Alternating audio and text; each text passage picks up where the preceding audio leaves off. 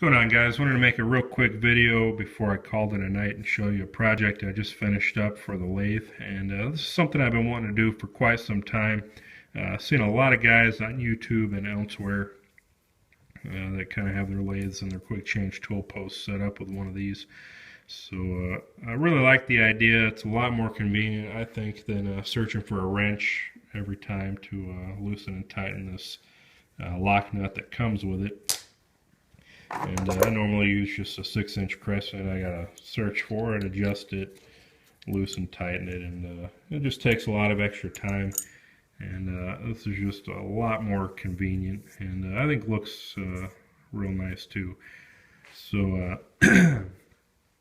went ahead and made one. I went to the local fab shop earlier in the week and searched through the drops and found some. I think it was 2-inch diameter round bar, and then this was 1-inch. And then this handle here is just a 1/2-inch bolt that I turned down. Cut the threads off to fit this. And I was going to cut some threads on this. I drilled and tapped this little knob here for 3/8 by 16 threaded bolt. But unfortunately, the dies that I have, the 3/8 by 16 die, is pretty much worthless. It came with a set that I had bought a while back, and actually I'll show it to you real quick. I got this at the local big box store. It was about 40-50 bucks. It looks like you're getting a lot for your money, all kinds of metric and SAE taps and dies, wrenches, handles, what have you. Take it from me, save your money. These are just about worthless. The handles, they're all mild steel, pot metal. They rounded off the first time. Had to drill and tap it for a new set screw for the die handle. Probably the only thing of any real value are these thread pitch gauges. I've used those quite a bit. They seem to be okay.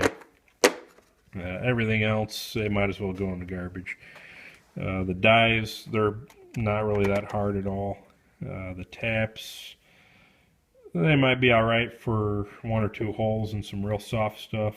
Once or twice, but really about the only thing you can ever hope to use these for, and it's really not even that good for that, but is chasing threads.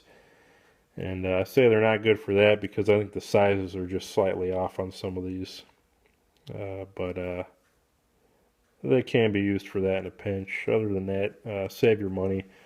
And what would have been better for me to do is just buy the taps and dies as I needed them. From a good American-made company, and get a couple of good wrenches and holders, and call it a day. So just a real quick aside there. But ultimately, since I couldn't cut the threads, I just ended up making this a friction fit. So that's pretty much it, guys. If you want to make one yourself, like I said, I started out with about a 2-inch stock. Turned it down to about 1.8 inches or so. So I think I took about 200 thousandths off just to clean everything up. And this is about a 15-degree angle from vertical here. The inside's drilled and tapped for the original bolt that came with this Phase 2 quick change tool post. And if anybody's curious, the thread pitch on that is a 14mm by 1.5. Now I could have made my own, maybe got some dies for 1/2 inch or 7/16 or what have you, but I just ended up buying a tap and made it to fit the Phase 2 bolt. And again, this is a 1/2 inch. I drilled and tapped for that, and this was turned down to 3/8, but again, just kind of hammer that on there.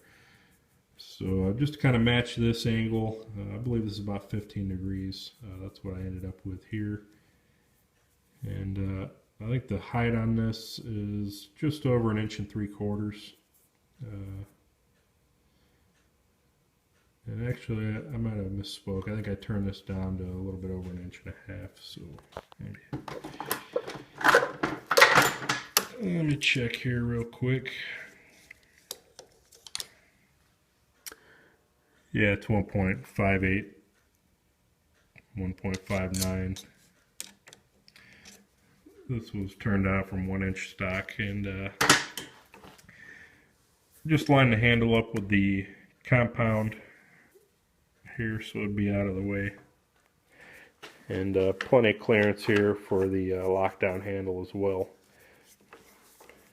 So you can see how that works. A lot more quick and convenient, and really happy with how that turned out.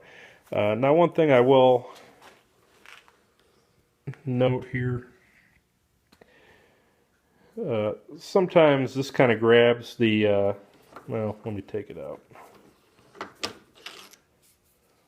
Oh, I think I need some Loctite on this end. Maybe a little bit of oil in that, but sometimes the whole thing comes up. But sometimes this grabs this nut here. This kind of been loosened up. I need to tighten that up some.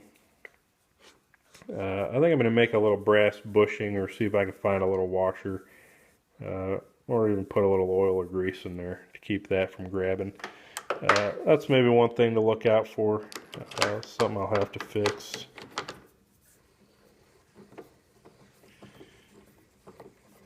But other than that, locks down nice and tight. Real convenient. Just that quick. And I can move and adjust this as needed.